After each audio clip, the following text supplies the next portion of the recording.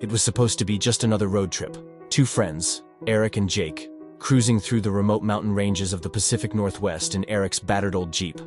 The plan was simple. Drive deep into the wilderness, set up camp by a secluded lake, and spend a weekend fishing, drinking, and escaping the noise of their city lives. The sun was beginning to set as they wound their way along a narrow, unpaved road, flanked by towering evergreens and the occasional rocky outcrop.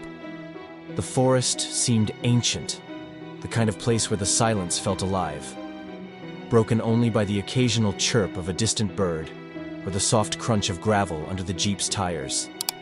"Are you sure this is the right way?" Jake asked, leaning forward in his seat, his voice laced with doubt. Eric smirked. "GPS says the lake is a couple more miles ahead. Relax, man." But Jake couldn't relax. The deeper they went, the more the air felt heavier. There was a strange absence of sound, no wind rustling through the trees, no insects buzzing, just silence. A sudden flash of movement on the roadside made Eric slam on the brakes. "Did you see that?" he whispered, his heart pounding. Jake nodded slowly, his eyes fixed on the dense tree line. "Yeah, something big." They waited, the Jeep idling, headlights casting long shadows across the road, and then, nothing. Whatever it was gone. Shaking it off, Eric pressed the gas, and they continued deeper into the mountains. They reached the lake just as twilight settled, its dark waters shimmering under the last sliver of daylight. The two set up their tent, built a small fire, and cracked open a couple of beers, trying to shake the unsettling feeling that had settled over them. Hours passed.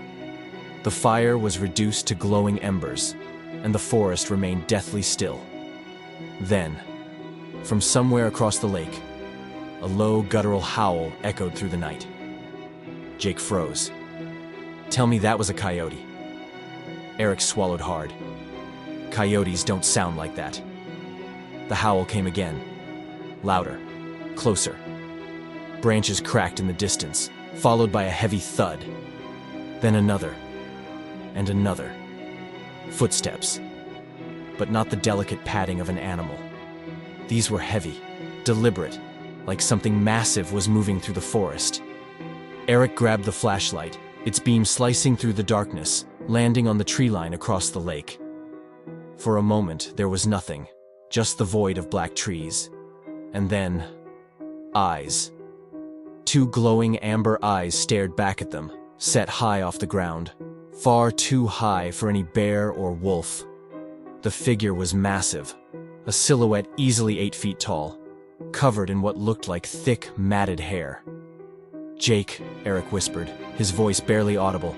"Get in the Jeep. Now!" But Jake didn't move. He was frozen, his gaze locked onto the creature. The thing let out a deep, resonant grunt, a sound that seemed to vibrate through their chests, and took a step forward. That broke the spell. Eric grabbed Jake's arm, yanking him toward the car. They stumbled into the Jeep, slamming the doors shut, Eric fumbling with the keys as the creature's footsteps grew louder. The thing was moving towards them, its silhouette emerging from the tree line, illuminated by the weak beam of the flashlight still lying in the dirt. The engine roared to life, and Eric floored it, sending gravel flying as the Jeep lurched forward, tearing down the narrow mountain road. In the rearview mirror, Jake could still see the figure standing at the edge of the forest, watching them disappear into the night.